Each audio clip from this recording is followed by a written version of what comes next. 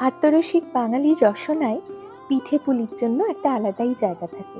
আমার বোন এসেছে বাড়িতে, ওর একটু পাটিসাপটা খেতে ইচ্ছে করছিল, তাই ভাবলাম বানাই।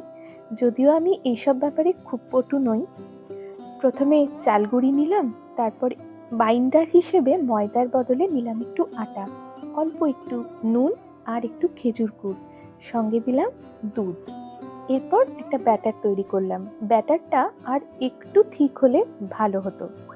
যাই হোক, এরপর একটা প্যানে একটুখানি ঘি ব্রাশ করে তারপর একটা একটা করে বানাতে শুরু করলাম।